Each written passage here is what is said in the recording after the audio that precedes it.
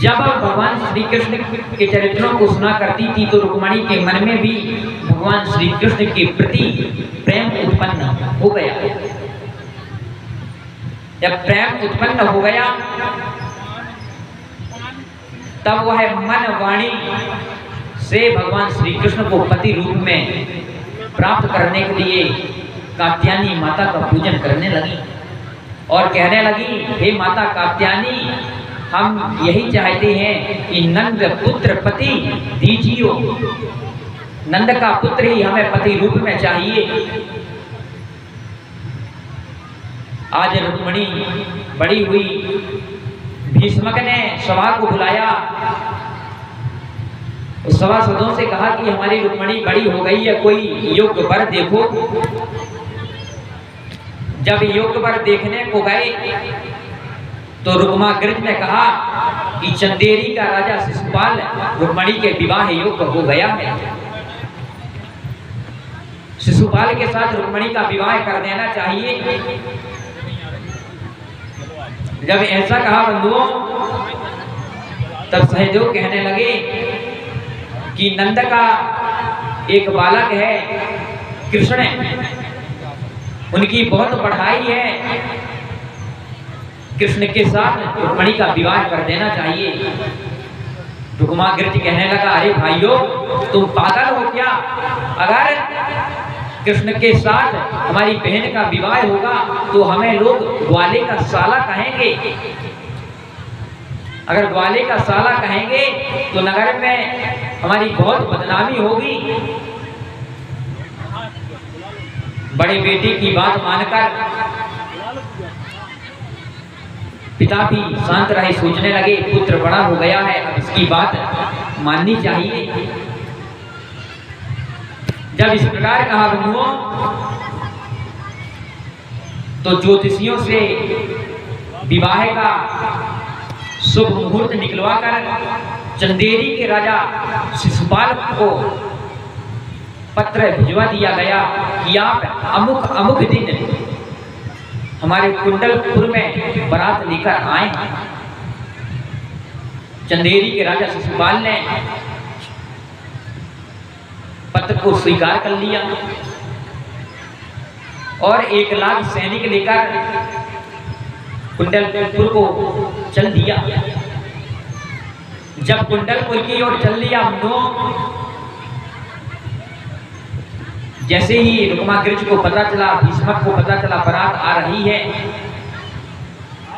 तो तुरंत आगवानी करने के लिए आगे की ओर चल दिए। और रुक्मणी को जब सखियों ने बताया कि तुम्हारा भाई रुक्माग्रज तुम्हारा विवाह है शिशुपाल के साथ करना चाहता है, तो रुक्मणी चिंतित हुई और ब्राह्मण को बुलाया। ब्राह्मण को बुलाकर कहने लगी कि हे ब्राह्मण देवता, हम मन क्रम वचन से भगवान श्री कृष्ण को पति मान चुकी हैं और आज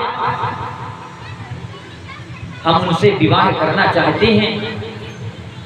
तो तुरंत बंधुओं ब्राह्मण ने कहा कि हे रुक्मणी, आप लक्ष्मी स्वरूप हैं, जो आज्ञा दोगी हम करेंगे। कहा कि यह पत्र आप ब्रजमंडल में जाकर, मथुरा में जाकर कृष्ण को दे देना। और तुरंत ब्राह्मण देवता वह पत्र लेकर आगे की ओर चल दिए। जब मथुरा में पहुंचे तो तुरंत बंधुओं,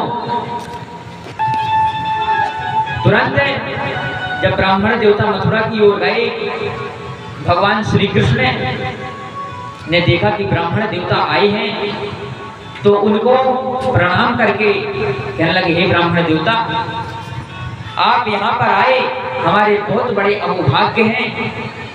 आइए, बैठिए और अपने आने का कारण बताइए। तो ब्राह्मण देवता कहने लगे, हे कृष्ण, यह पत्र पढ़िए।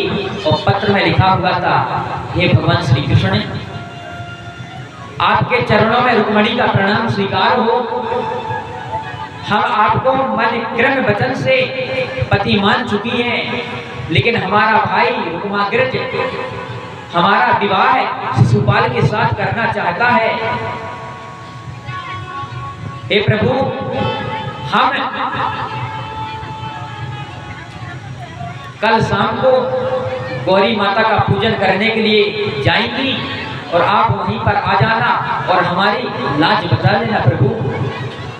भगवान श्री कृष्ण ने पत्र को पढ़ा और ब्राह्मण देवता को बाहर ले जाकर कहने लगे, हे ब्राह्मण देवता, हमने भी रुक्मिणी को मन क्रम वचन से अपनी अर्धांगिनी मान लिया है। हम भी रुक्मिणी से प्रेम बहुत करते हैं।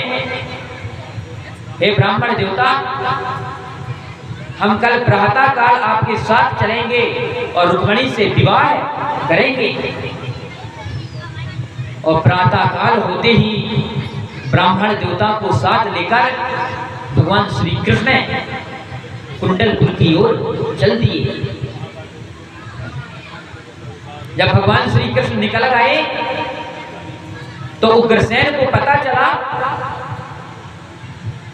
कि भगवान श्री कृष्ण आगे की ओर गए हैं। तुरंत बलभद्र जी को बुलाया और बलभद्र जी से कहने लगे, हे बलभद्र जी, आप जाइए और भगवान श्री कृष्ण कहीं युद्ध न करने लगे, उनकी रक्षा करना।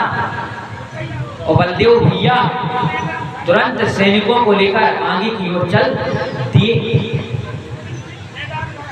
जब बीच में मिलन हो गया तो कहने लगे कि हे कृष्ण, तू हमको बिना बताए चला आया है।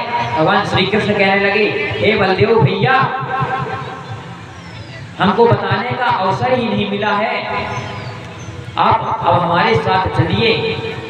रुक्मिणी जी बहुत चिंतित हो रही हैं। अभी तक ब्राह्मण देवता नहीं आए, ना कोई संदेशा मिला है, क्या होगा क्या ना होगा। रुक्मिणी जी बहुत चिंता करने लगी। और भगवान श्री कृष्ण देखते ही देखते यमुना के समीप पहुंच गए। जब यमुना के समीप पहुंच गए बंधुओं, तो एक डेरे पर रुक गए और ब्राह्मण देवता को पहुंचाया कि आप जाओ और रुक्मिणी से कह दो कि भगवान श्री कृष्ण आ गए हैं। और जैसे ही ब्राह्मण देवता गए, कहा कि हे रुक्मिणी, इसी पास के जंगल में हमारे नंद नंदन रुके हुए हैं, वह आ गए हैं, तो चिंतित ना होना। रुक्मिणी बहुत प्रसन्न हुई और कहने लगी कि हे ब्राह्मण देवता, जो कुछ मांगना है मांग ले। और रुक्मिणी की दृष्टि पड़ते ही वह ब्राह्मण बहुत धनी हो गया।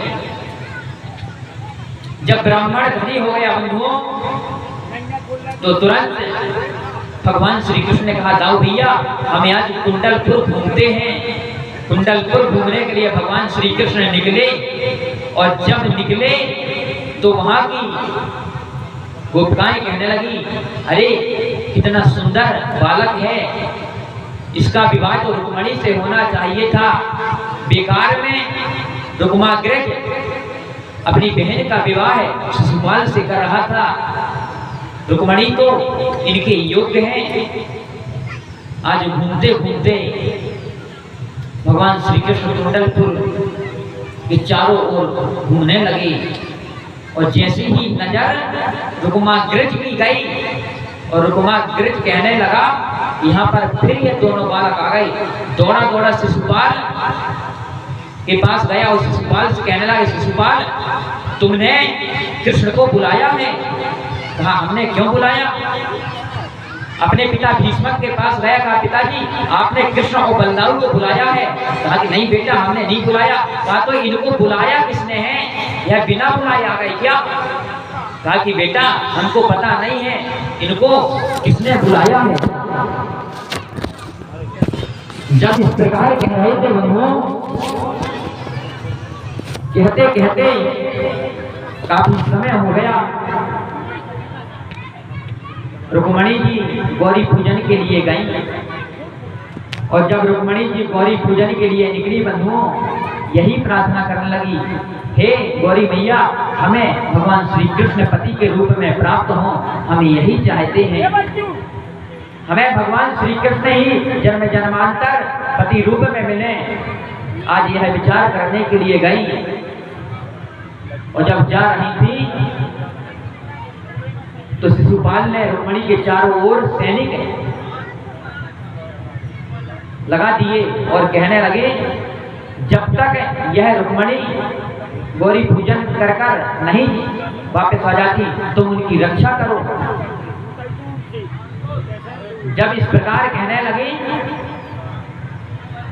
तो तुरंत रुक्मिणी जी गौरी पूजन कर कर आ रही थी और भगवान श्री कृष्ण ने रुक्मिणी का हाथ पकड़ा और अपने रथ पर बिठा लिया। जब रथ पर बिठा लिया तो सैनिक कहने लगे, क्या पीतांबर है, क्या मुखमंडल है, क्या रथ है इनका, ऐसे सुशोभित हो रहे थे कि तारा गणों के बीच में चंद्रमा। जब इस प्रकार देखा बंधुओं तो चारों ओर से भगवान श्री कृष्ण दिख रहे हैं और रुक्मिणी को लेकर रथ में भाग गए। जब रुक्माग्रज ने देखा कि रुक्मिणी को लेकर भगवान श्री कृष्ण भाग गए हैं और तो युद्ध करने के लिए चल दिया और भगवान श्री कृष्ण ने उसको युद्ध में परास्त कर दिया। और जैसे मारने वाले थे तो तुरंत ही वो है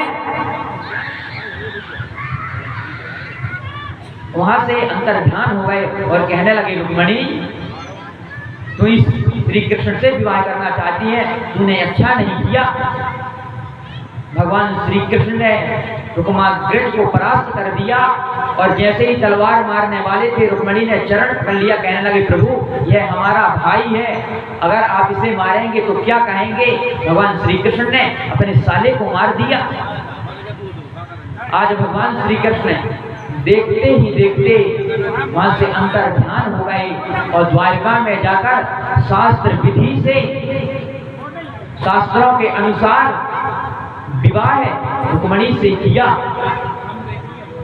जब रुक्मिणी से विवाह किया तो सभी लोग मंगलाचार करने लगे, बधाई गीत होने लगी और पाणी ग्रहण संस्कार भगवान श्री कृष्ण का रुक्मिणी से हो गया। जय जय श्री भागवत महापुराण अंतर्गत कृष्ण रुक्मिणी विवाह संपूर्ण राहुल सच्चिदानंद भगवान भीष्म राज्य करते थे।